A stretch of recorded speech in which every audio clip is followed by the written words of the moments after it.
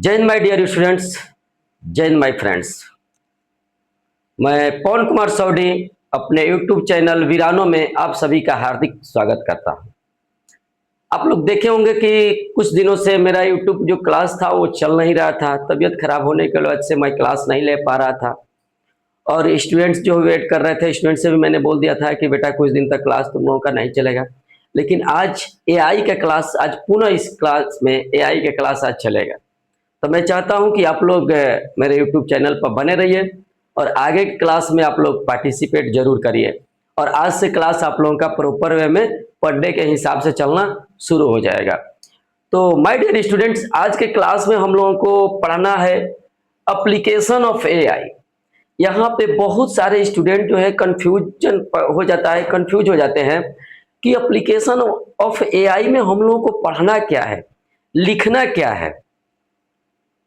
तो मैं आप लोगों को बता देना चाहता हूं कि एप्लीकेशन ऑफ एआई में वो चीज लिखना होता है कि वो कौन सा प्लेस है जहां पे हम लोग एआई का इस्तेमाल करते हैं। That places we use of AI, this is the application of AI. यानी ये एप्लीकेशन ऑफ एआई कहलाता है। यानी जिस जगह पे, जिस इंडस्ट्री में, जिस प्लेस पर हम लोग एआई का इस्तेमाल करते हैं। एक होता है डोमेन ऑफ एआई।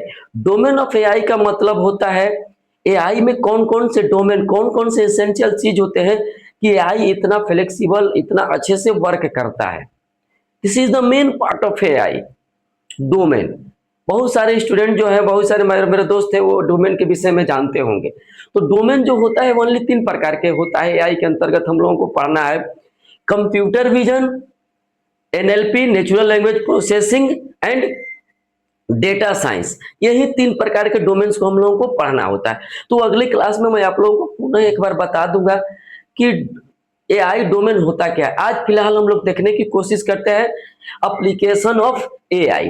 तो एप्लीकेशन ऑफ एआई में जो पहला हमारा है वो है हेल्थ केयर। हेल्थ केयर के अंतर्गत हम लोग एआई का इस्तेमाल कहाँ कहाँ पे करते हैं। पहला है डिजीज डिटेक्शन में, यानी रोगों के को डिटेक्ट करने में इसका इस्तेमाल किया जाता है। रोगों के पता लगाने में भी इसका इस्तेमाल किया जाता है। दूसरा है ड्रग्स डिस्कवरी, यानी दवाओं के खोज में, दवाओं के रिसर्च में भी इसका इस्तेमाल किया जाता है। नेक्स्ट जो है मेडिकल इमेज एनालिसिस, यानी आप लोग देखे होंगे कि मेडिकल इमेज, मेडिकल में हम लोग सीटी स्कैन, अल्ट्रासाउंड या एमआरआई वगैरह कराते हैं तो वहां पे इमेज बन के आता है, कुछ हमारा फिगर आता है।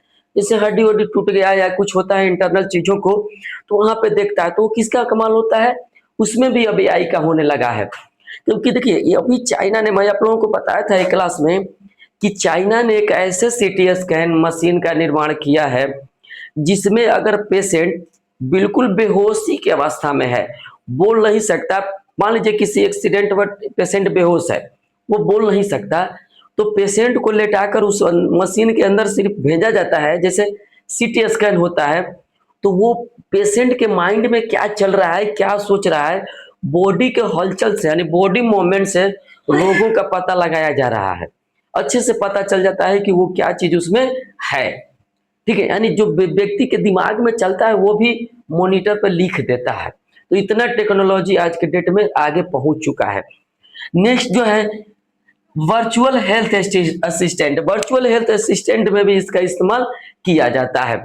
अब अगला जो है नेक्स्ट जो है एजुकेशन में, आप लोग देखते होंगे कि एजुकेशन के क्षेत्र में जो यूट्यूब चैनल पर या जो ऑनलाइन टीचिंग करते हैं वो अपना इमेज वगैरह क्रिएशन करके या फाइल वगैरह पीडीएफ बना के एआई के सहायता से, जो पहले ऑनलाइन बनाना पड़ता था या खुद बनाते थे, वो क्या करते थे कि अब एआई के माध्यम से फिगर सहित बना के अपलोड करते थे। एक बहुत बड़ी यहाँ पे उपलब्धि हासिल हुई है।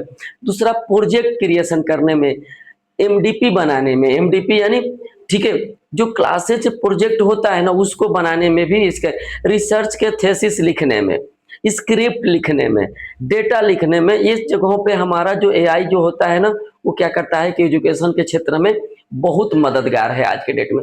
पहले तक कि हम लोगों को टीचर के पीछे लगना पड़ता था, प्रोफेसर के पीछे, फिर आकर हम लोगों को बुक्स देखना पड़ता था, लेकिन आज वैसा कुछ नहीं है। आज सिर्फ एआई से सहारा लेकर हम अपना बढ़िया से बढ़िया थेसिस और स्क्रिप्ट लिख सकते हैं। तो हम अपने नॉलेज को बढ़ा सकते हैं। लेकिन माय डियर स्टूडेंट और माय डियर फ्रेंड्स, आप लोग इतना ध्यान रखिएगा कि आई के इस्तेमाल से बेहतर है कि आप लोग खुद इस्तेमाल अपना करिए, खुद से करने की आप लोग कोशिश करिए, ताकि आप लोगों का स्किल जो है वो हमेशा सही रहे, स्किल बढ़ता रहे। नहीं तो इसके चक्कर में स्किल जो है ना वो खत्म हो रहा है दिन प्रतिदिन स्टूडेंट का। और मैं देख रहा हूँ टीचिंग में कि स्टूडेंट्स का जो स्किल दिन प्रतिदिन खत्म होने की वजह से क्रिएटिव माइंड खत्म हो रहा है, वो कुछ कर नहीं पा रहा है अपने से। तो इसका ध्यान रखिएगा थोड़ा सा। नेक्स्ट जो है ट्रांसपोर्टेशन में इसका इस्तेमाल किया जाता है रूट को डिटेक्ट करने में।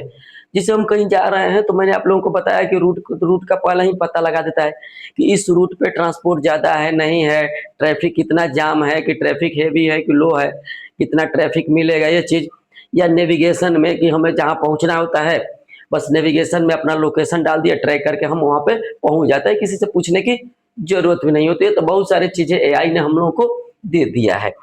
नेक्स्ट जो है बैंकिंग के क्षेत्र में मुख्यतः इसका इस्तेमाल जो किया जाता है, पहला है फ्रॉड डिटेक्शन में। यानी सबसे पहले आज ईमेल पे भी देखे होंगे कि एक फ्रॉड स्पैम का अलग से फोल्डर बन के आता है। ईमेल को लगता है कि यह स्पैम है या फ्रॉड ईमेल है, मैसेज है, तो वो क्या करता है कि स्पैम फोल्डर में उसको ऑटोमेटिक अपलोड कर देता है। तो ये सुविधा उसी तरह इसमें फ्रॉड डिटेक्शन में जब हम करते हैं ना, तो क्या करता है कि पहले वो हमको बताता है कि ये फ्रॉड है, वो पहले हमको कर देगा, डिटेक्ट कर देता है ये ट्रांजैक्शन जो है सही नहीं है। कि मान लीजिए मेरे अकाउंट में आप लोगों को पैसा ट्रांसफर करना है, तो जब वहां पे जाएंगे ना, तो अगर फ्रॉड रहेगा ना तो वहां पे मेरा नाम कुछ और शो करेगा, पहले ही स्पैम करके लिख के आ जाएगा। तो इससे वो बचा लेता है। ठीक है। नेक्स्ट जो होता है वो क्रेडिट एनालिसिस में, हम अपने क्रेडिट को एनालिसिस कर सकते हैं ऑटोमेटिक, कि हमारा क्रेडिट स्कोर कितना है। बहुत सारे लोगों को जिनका बैंक में अकाउंट रहता है, तो फाइनेंस या लोन वगैरह लेने में क्रेडिट स्कोर देखा जाता है कि आपका क्रेडिट इतना होना चाहिए तभी आपको लोन मिलेगा। तो क्रेडिट एनालिसिस हम लोग आसानी से घर बैठे आज के डेट में हम लोग कर सकते हैं, पहले बैंक का चक्कर लगाना होता था। ठीक है।